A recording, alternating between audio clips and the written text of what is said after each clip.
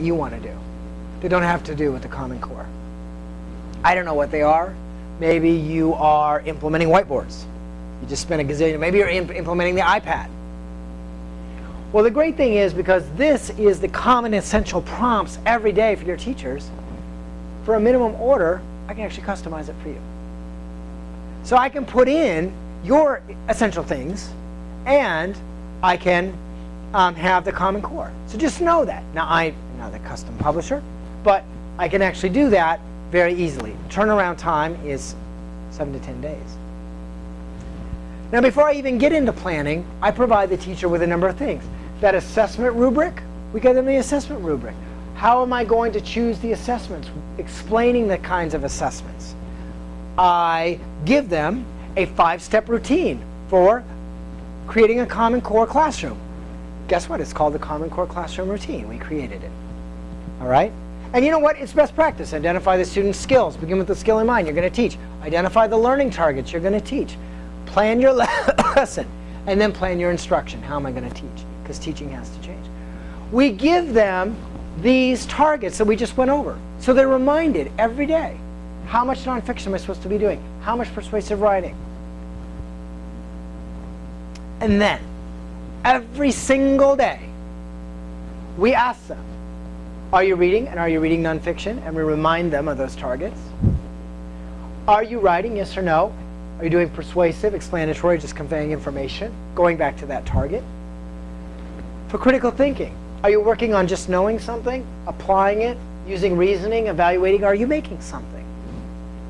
For numeracy, if I'm in math, am I using models? Am I applying the mathematics? Do I have word problems? These 4 things identify the big ideas that are new in the Common Core. And by asking the teacher every single day to plan their lesson to integrate them, I begin creating that Common Core classroom. I ask them some other things every day. College and career readiness practices. These practices are not about the Common Core. They are about good instruction for college and career ready kids. Did you choose the standard you're going to teach today? You better be thinking about that. That defines that alignment, right? If I'm not teaching with a standard in mind, why am I teaching? I have to choose the skill within the standard. Why? Why do I have to do that? Because the Common Core is broad. The Common Core doesn't have that skill. Where do you find those skills? I'll give you the list. I wrote it, right? I have to figure out how to assess for that different type of critical thinking. We have to use technology. Why do I have to use technology? Because this is 21st century learning skills, right?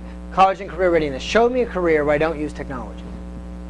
Using real world scenarios. That's a lot about what the Common Core is about. Real world, right? Actually using problems that you're going to have to solve later. Now we talk about bell to bell. What we know is that I need more time to go deeper in my understanding. How do I get more time? Well, what we know from the National Association of Secondary School Principals is that if I get kids working right away after the bell goes off, and I get them working all the way up to when the bell goes to leave, I will add 1 month of instruction. 1 month. Bell to bell. All you have to do, I mean, and it isn't simple because it takes a discipline. You're just simply creating a routine. Putting a prompt on the board and teaching your kids, when you put your butt in the chair, you look at the prompt, you start working. You start working. And having bell work that takes them to the end of class. By the way, would you like to know how to do that? I'm sure you could hire one of our consultants who would teach you. Using social studies, science, and news, cross-curricular. This is the only way you're going to get to that 70% nonfiction, because you didn't buy new stuff, but you can use cross-curricular, and that's the way it was designed.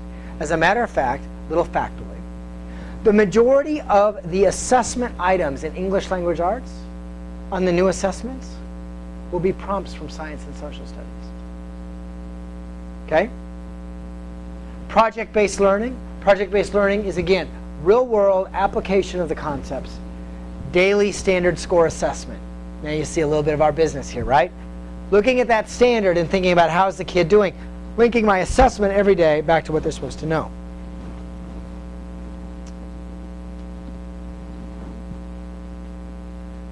Oh, sorry.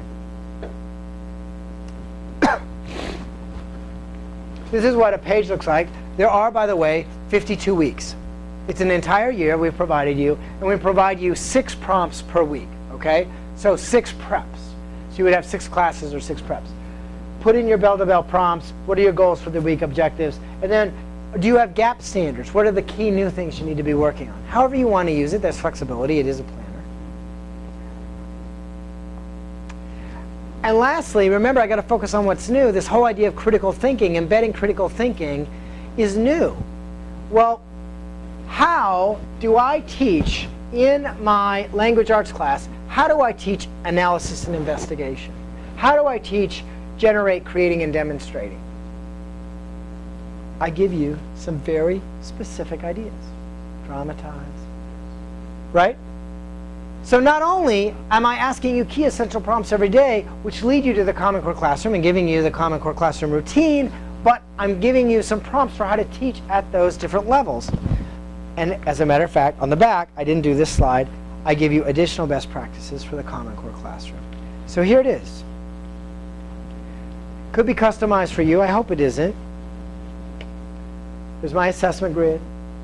There are the things I have to do. 5 steps to a Common Core Classroom. This is a sample of how I use it. It actually tells me the steps, recommendations for instruction planning, 7 steps to good instruction planning, and then I give you some idea of how you might fill it in. Okay? And then we have 52 weeks, 6 preps a week. Now, when we think about professional development on the Common Core and how much you're going to spend per teacher on professional development for the Common Core, how much do you think you're going to spend? It's probably going to be pretty expensive to train all those people, right? Do all of your teachers have some kind of calendar on their desk, some kind of planner? They probably bought it at Office Depot, right? It's pretty much 18th century technology. It just says, what am I going to do today, right? It says, I'm going to go get a manicure tonight at 5. This is $25.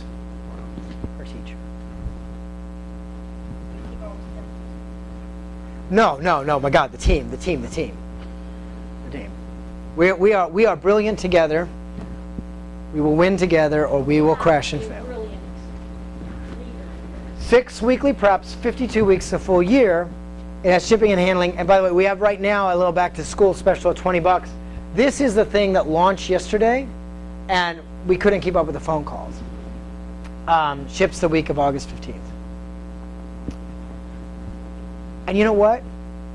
Honest to God, that's what we sell. The instruction planning software, I barely talked about it. You know what the instruction planning software is?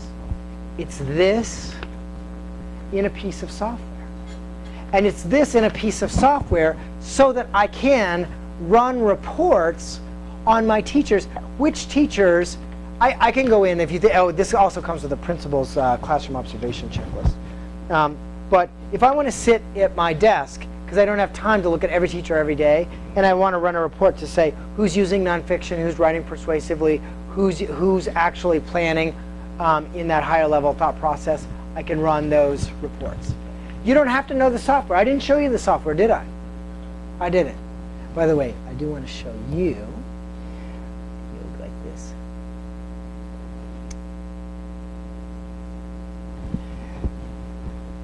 This is the new interface for the software. You click in a day. These are indicators. You click in a day, and what do you get? You get this, which allows you to then essentially plan out your day. So if you think, you know what the software is like now, it becomes, and by the way, there will be 3 ways. There will be 3 ways to use the software. This interface, which aligns directly to that.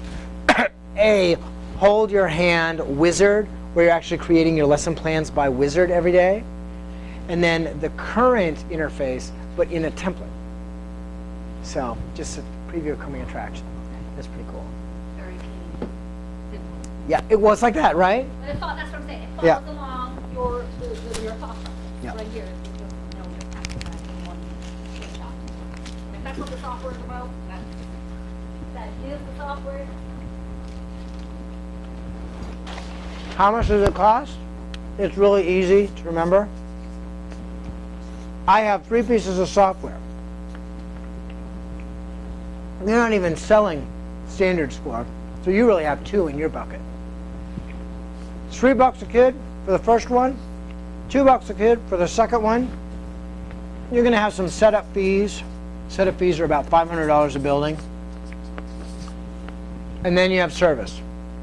Service begins with a year-long contract at $3,500, and then you add additional days for $2,500 a day.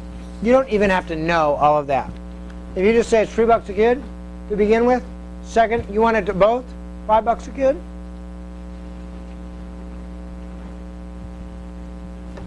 So, from what you just saw, first of all, what are your questions?